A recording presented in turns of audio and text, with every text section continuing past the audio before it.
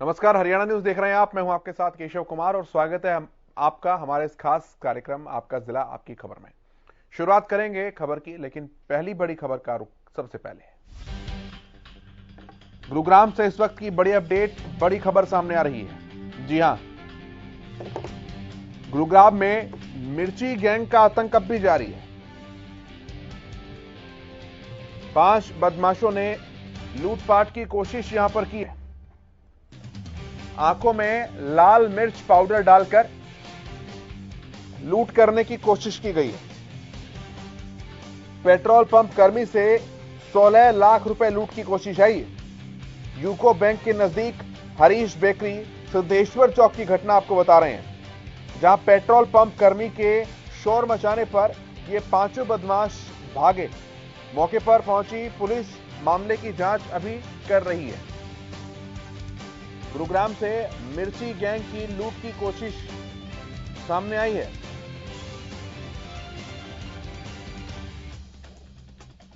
गुरुग्राम में मिर्ची गैंग का आतंक जारी है।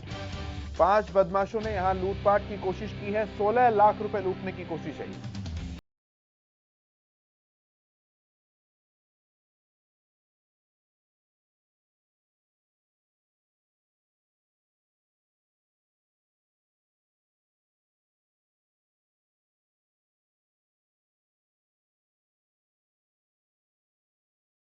अधिक जानकारियों के लिए सुशील, क्या कुछ मसला था, ये जरा समझाइए। गुरुग्राम के सिद्धेश्वर चौक की घटना है। सोना चौक के पास सिद्धेश्वर चौक है और वहां यूको बैंक में जमा करने के लिए पेट्रोल बैंक का कर्मचारी रमेश 16 लाख रुपए लेकर आया हुआ था वहां। और जैसे ही बैंक के पास पहुंचा, वहां पे पता चला कि 5 लोग पहरे से खड़े थे और उन्होंने उसके ऊपर पकड़ के आंखों में मिर्ची डाल दी। जिसके बाद उसने शोर मचाया, आसपास के लोग वहां दौड़ गए और बैंक के कर्मचारी भी बैंक से बाहर आ गए। उस दौरान वो पांचों वहां से फरार हो गए। हालांकि उसके बाद पुलिस को कॉल किया गया और पुलिस मौके पे पहुंची और शिवाजी नगर थाना में लिखित शिकायत दी गई है और पूरे मामले की तफ्तीश की जा रही है। जो आसपास में सीसीटीवी कैमरे लगे हैं, उनके फुटेज तलाश किए जा रहे हैं और इन पांचों की पहचान की जा रही है। कि अमूमन कई इस तरह की घटनाएं गुरुग्राम में देखने को मिली है, जिसमें या तो गला घोटू गैंग जो जबरन पकड़ के गला पकड़ता है और फिर उसे शख्स से सारा पैसा या फिर सामान छीन लेता है, और दूसरी तरफ एक मिर्ची गैंग सामने नजर आया कि आंखों में मिर्ची डालकर बैग लेकर फरार होते हैं। फिलहाल इनकी शिनाख्त की जा रही है और पुलिस का मानना है कि जल्द से जल्द इनकी गिरफ्तारी हो जाएगी, ये पुलिस के पकड़ में आएंगे। जी, बहुत धन्यवाद सुशील, नजर बनाकर रखिए।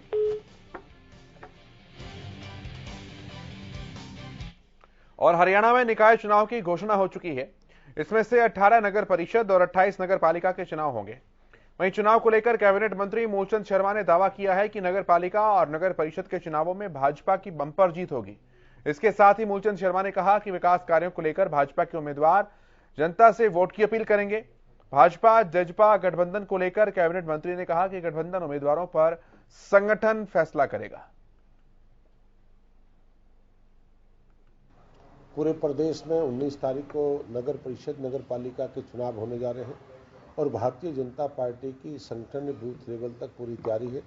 और कई बार हम मीटिंग कर चुके हैं कि संगठन के बूथ लेवल पर पन्ना प्रमुख बना चुके हैं। प्रदेश के मुख्यमंत्री मनोहर लाल जी के नेतृत्व को, इनके किए हुए कामों को हम लोगों के बीच में जाएंगे। मैं प्रदेश के अध्यक्ष ओम प्रकाश धनखड़ जी का धन्यवाद करूंगा। उन्होंने बहुत लंबे समय से जो संगठन के जो माहिर हैं, संगठन की विचारधारा को लेकर हमने बहुत लंबे समय तक इस मीटिंग में लगे हुए थे।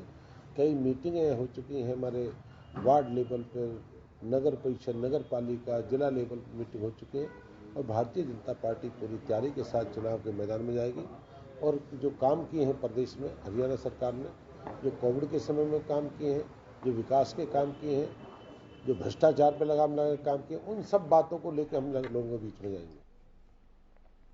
मुख्यमंत्री मनोहर लाल की 29 मई को प्रस्तावित ओढ़ा प्रगति रैली को लेकर भाजपा नेता गोविंद कांडा लगातार कार्यकर्ताओं के सम्मेलन आयोजित कर रहे हैं। हेलनाबाद और चोपटा के बाद गोविंद कांडा आज सिरसा विधानसभा के गांव जोधका पहुंचे। यहां कार्यकर्ताओं को रैली के लिए निमंत्रण दिया, साथ ही दायित्व भी सौंपे। गोविंद कांडा ने कार्यकर्ता सम्मेलन को संबोधित करते हुए कहा कि मुख्यमंत्री की रैली नया इतिहास रचेगी। यह रैली सिरसा वासियों को बड़ी सौगात देने का काम करेगी।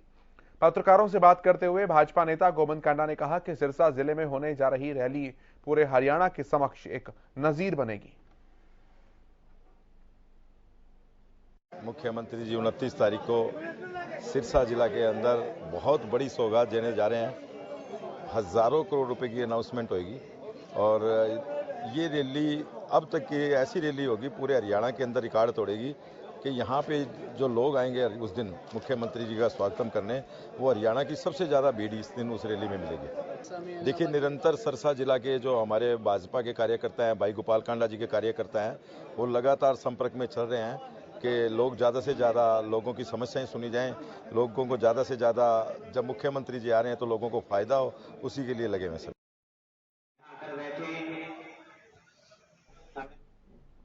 ट्यूबवेल कनेक्शन नहीं मिलने से नाराज किसानों ने कैथल में भारतीय किसान यूनियन के बैनर तले जोरदार प्रदर्शन किया। इस दौरान बिजली विभाग कार्यालय ने किसानों ने 1 घंटे तक ताला जड़कर सांकेतिक विरोध जताया। साथ ही मांग पूरी नहीं होने पर आंदोलन को तेज करने की चेतावनी भी दी।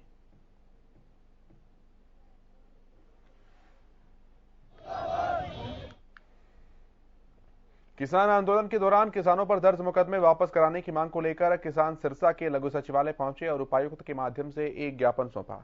हालांकि किसान 2 अलग-अलग जत्थेबंदियों में थे, जिसमें एक जत्थेबंदी हरियाणा किसान मंच प्रहलाद सिंह भारूखेड़ा के नेतृत्व में पहुंची और ज्ञापन सौंपा। वहीं दूसरी जत्थेबंदी भारतीय किसान एकता लखविंदर सिंह औलख के नेतृत्व में पहुंची और ज्ञापन सौंपा।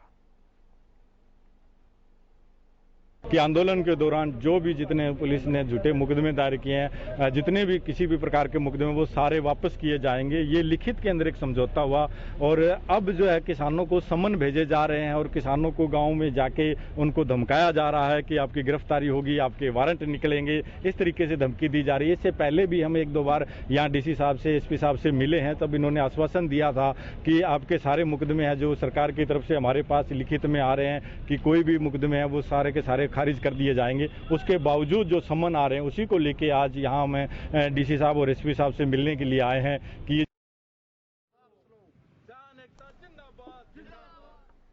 जीएसटी रिफंड फ्रॉड मामले में चार्टर्ड अकाउंटेंट्स की गिरफ्तारी के विरोध में बहादुरगढ़ के टैक्सेशन बार एसोसिएशन ने प्रदर्शन किया।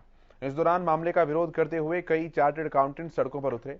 इसी के साथ उन्होंने गिरफ्तार हुए 2 सीए को रिहाई की मांग की।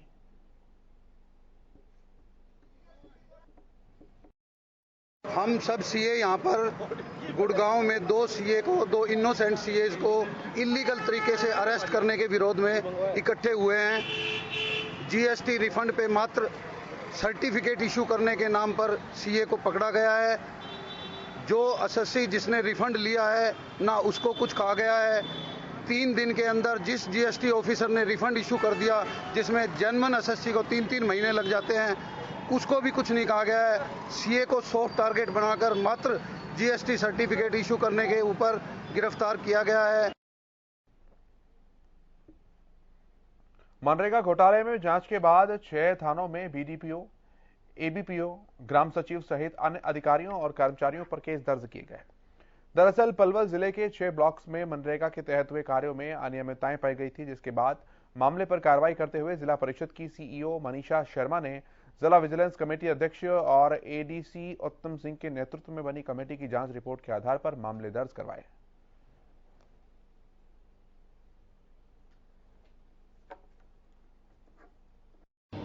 मनरेगा के तहत जो अनियमितताएं पाई गई थी उनमें जिला परिषद की सीईओ मनीषा शर्मा एक्सीएस हैं जो उनकी शिकायत पर मामले दर्ज हुए हैं, जो अलग अलग पुलिस स्टेशनों में प्रभाव में हुए हैं, जैसे चांदा चाहे पूरी सदर है, कोडल, घाटी, हसन है, 6 पुलिस स्टेशनों में।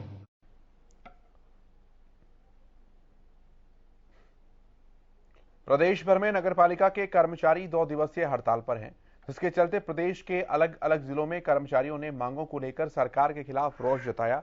वहीं फतेहाबाद में सफाई कर्मचारियों ने भी अपनी मांगों को लेकर सरकार के खिलाफ जमकर रोष जताया।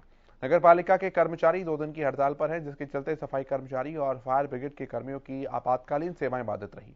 वहीं दूसरी ओर सिरसा में भी सफाई कर्मचारियों के हड़ताल पर जाने से शहर की सफाई व्यवस्था चरमरा गई। करनाल में नगरपालिका कर्मचारी संघ के 11 निगमों, 21 परिषदों और 58 नगरपालिकाओं के हजारों कर्मचारी शामिल होने पहुंचे। वहीं अंबाला छावनी नगर परिषद में सफाई और फायर ब्रिगेड के कर्मियों ने संघ के राज्य प्रधान नरेश शास्त्री के नेतृत्व में हड़ताल की। मैंने अवकाश लेकर हड़ताल किया। अगर सरकार अब नहीं मानती फिर काली हड़ताल हो जाएगी। ये अभी समय सरकार का है, अब भी हमारी मांग पूरी कर दे, नहीं तो वरना बहुत। जो स्टेट के नेता है उनकी बहुत बार बातें हो चुकी है, लेकिन सरकार निकाल के कुछ नहीं देती है। हमारी जो मांगे हैं वो स्वीकार तो कर लेती है, लेकिन उसके बाद में है ना कोई लेटर जारी नहीं करती। इसलिए हमने इससे मजबूर होके सरकार से और हमने ये 2 दिन की हड़ताल रखी है। अगर हमारी 2 दिन के अंदर हमारी मांगे पूरी नहीं हुई तो ये हड़ताल अनिश्चितकालीन भी हो सकती है। निगम ये जो कंपनी बनाई है प्राइवेट, जो कर्मचारियों को मतलब इतना शोषण करने जा रही है, बड़ी मुश्किल से पहले 2018 के अंदर आज इनको पेरोल पर ले आकर खड़ा कराया था। आज दोबारा फिर ये इनको ठेका प्रथा पर जाना चाहती है सरकार।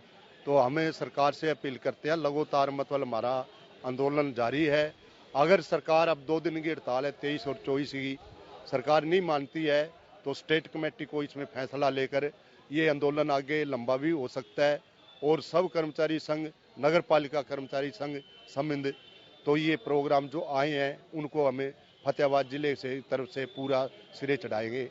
हमारी सरकार से मांगे कौशल विकास योजना को भंग किया जाए, कच्चे कर्मचारियों को पक्का किया जाए, पुरानी पेंशन बहाल की जाए और नई भर्ती की जाए, ठेका प्रथा बंद की जाए और 4000 जोखिम भत्ता लागू किया जाए और सफाई कर्मचारी की कोरोना पर मृत्यु होने पर 50 लाख रुपए मुआवजा दिया जाए और उसके परिवार वालों को एक को नौकरी दी जाए। हमारी सरकार से मांग है भी सरकार ने जो कौशल रोजगार जो हमारे ऊपर लागू किया है उसको खत्म किया जाए और हमारी सरकार से मांगे हैं भी हमको सैंक्शन पोस्टों पे मर्ज किया जाए और समान काम समान वेतन दिया जाए और हमें रेगुलर की पोस्टों पे किया।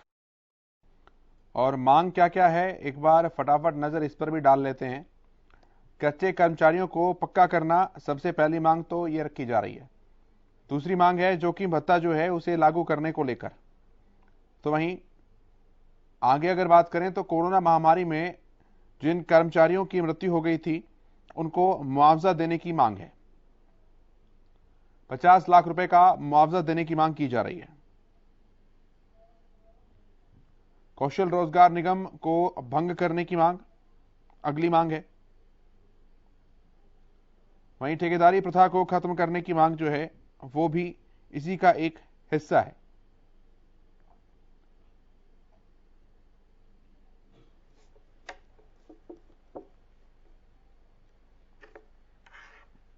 यमुनानगर आरटीए विभाग भले ही ओवरलोड पर लगाम लगाने के लाख दावे कर ले, लेकिन जिले में ओवरलोडिंग के मामले कम होते नजर नहीं आ रहे हैं।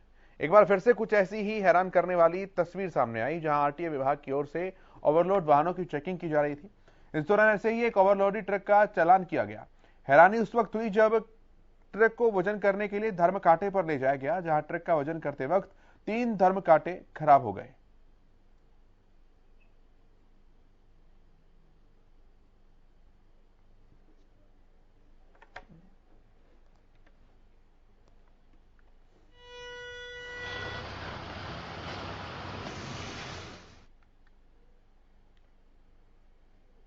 फरीदाबाद पुलिस को अहम कामयाबी मिली है। पुलिस ने लूट गिरोह का पर्दाफाश करते हुए 3 आरोपियों को गिरफ्तार किया है। तीनों ही फरीदाबाद के गांधी कॉलोनी के रहने वाले हैं। ये तीनों ही आरोपी एक मोबाइल ऐप के जरिए लोगों को अपने जाल में फंसाते थे और फिर सुनसान इलाके में बुलाकर उनका अश्लील वीडियो बनाते थे और फिर हथियार के बल पर लूटपाट कर फरार होते थे। ऐसे ही 11 मई को फरीदाबाद के एनआईटी एरिया में रहने वाले एक व्यक्ति के साथ लूट की वारदात को अंजाम दिया गया, जिसमें आरोपियों ने व्यक्ति को अपने कमरे में बुलाकर उसका वीडियो बनाया और फिर उसके साथ मारपीट की, लूटपाट की। पीड़ित की शिकायत पर कार्रवाई करते हुए पुलिस ने इन तीनों आरोपियों को गिरफ्तार किया है।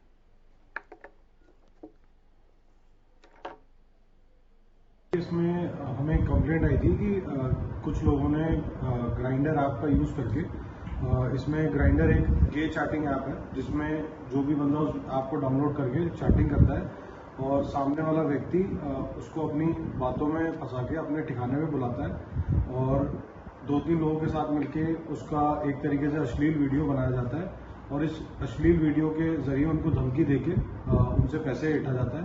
तो हमारे पास जो कंप्लेनेंट थे उनसे करीब इन्होंने 3 लाख रुपए की फिरौती इस तरीके से मांगी थी और यही चीज़ उनका वीडियो बना के कि इस वीडियो को वायरल कर दिया जाएगा और इस माध्यम से वो लोग ग्राइंडर ऐप को यूज़ करके एक तरीके से एक्सटॉर्शन का रैकेट चला रहे थे।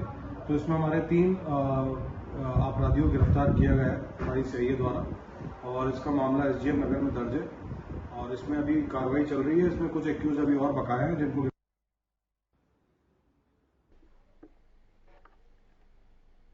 19 मई को अंबाला के पास नेशनल हाईवे पर कार चोरी का मामला सुलझाते हुए पुलिस ने मुख्य आरोपी को हरिद्वार से गिरफ्तार कर लिया।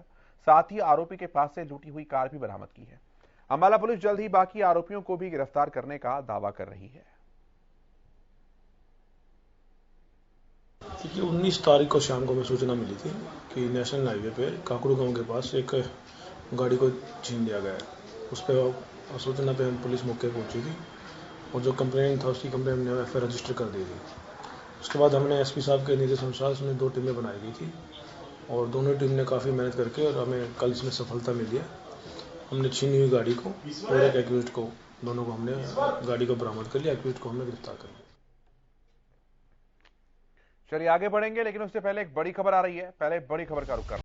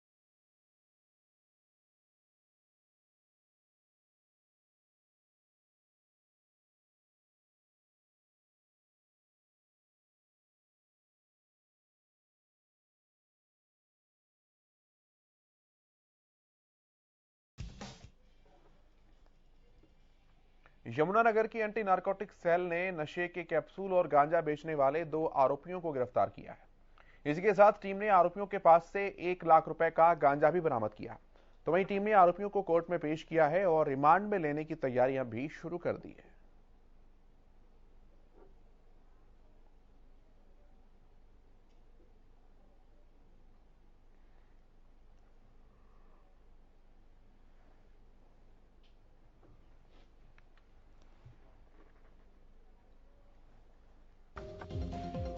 और हमें पता लगा था कि यहाँ पे ये गांजे की सप्लाई हो रही है, यहाँ से गांजा सेल हो रहा है गाबा हॉस्पिटल के सामने जो ये झुग्गी झोपड़ियाँ हैं। तो कल हमने टीम बना के वहाँ पे रेड की है और उसके पोजेशन से हमने 12 किलो 200 ग्राम गांजा मौके पे बरामद किया है और उसको तभी अरेस्ट करके आज उसका रिमांड लेंगे। पूछेंगे आगे कहाँ से लेके आ रहा है, कहाँ सप्लाई कर रहा है, वो देखेंगे। कितनी आज की लगभग कीमत आप लगा लीजिए कि 7 से 7.5 से 8 हज़ार रुपये किलो ये मार्केट में बेचते हैं। तो 1 लाख के करीब की लगभग की कीमत का है जो हमने कल लिया।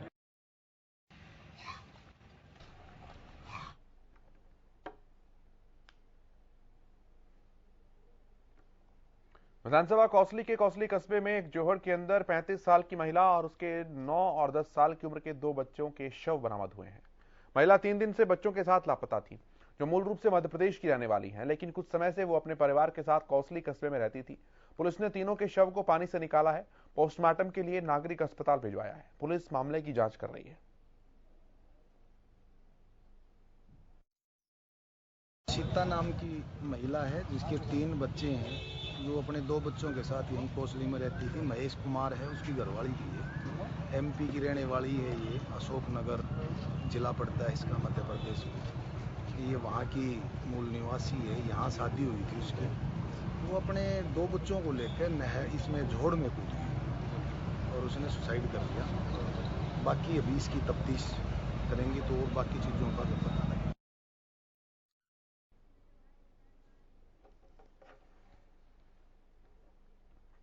दिल्ली एनसीआर के साथ ही हरियाणा के कई जिलों में भी तेज आंधी, तूफान और बारिश से लोगों को राहत और आफत दोनों देखने को मिली। बहादुरगढ़ में तेज हवा और बारिश के कारण चलती वैन के ऊपर खंभा गिर गया, जिसके चलते लोगों को काफी परेशानियों का सामना करना पड़ा। वहीं दूसरी तरफ फतेहाबाद की अगर बात करते हैं तो यहां भी मौसम का मिजाज बदला दिखाई दिया। तापमान में गिरावट दर्ज की गई। पंचकुला में बारिश के चलते मौसम विभाग ने ऑरेंज अलर्ट जारी किया और तूफानों में घरों से बाहर न निकलने की हिदायत दी। सोनीपत में भी आसमान में बादल छाए रहे। गुरुग्राम में बारिश ने प्रशासन की पोल खोली। जलभराव की वजह से ट्रैफिक जाम हुआ, तस्वीरें सामने आई। गोहाना में तेज तूफान के चलते फैक्ट्री की टिन की छत जो है वो गिर गई। छत गिरने से फैक्ट्री में लाखों रुपए का नुकसान हुआ है। पानीपत में तेज आंधी तूफान में घर की दीवार गिरी। एक शख्स की मौके पर ही मौत हो गई, 2 बच्चे घायल हुए हैं।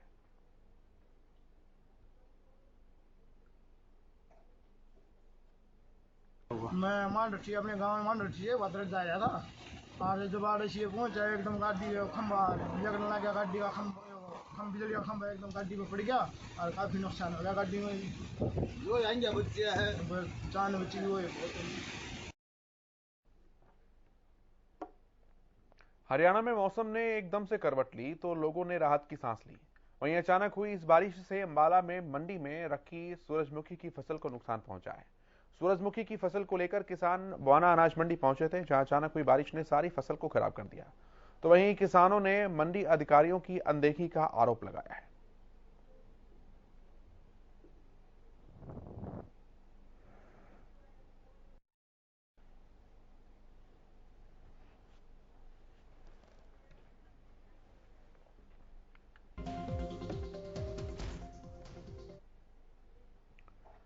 एक और जहां भीषण गर्मी से लोग परेशान हैं, वहीं दूसरी ओर सोहना के वार्ड नंबर 19 और 20 में लोगों को पीने के पानी की एक एक बूंद के लिए तरसना पड़ रहा है। वार्ड वासियों को अपनी प्यास बुझाने के लिए टैंकर का पानी खरीदकर पीना पड़ रहा है। तो वहीं इन दिनों वार्ड के लोगों को करीब 1 महीने से पानी की किल्लत का सामना भी करना पड़ रहा है, जिसकी शिकायत कई बार की जा चुकी है, लेकिन बावजूद इसके अधिकारी जरा भी ध्यान नहीं दे रहे हैं।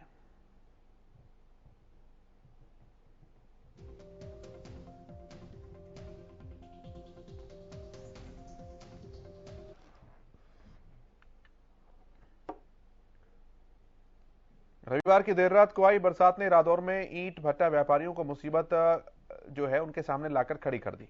बरसात के कारण कच्ची ईंट खराब हो गई, जिसके चलते व्यापारियों को लाखों रुपए का नुकसान झेलना पड़ा। तो वहीं ईंट बनाने का काम 1 हफ्ते के लिए रुक जाने की वजह से मजदूरों में भी मायूसी जो है वो देखने को मिली।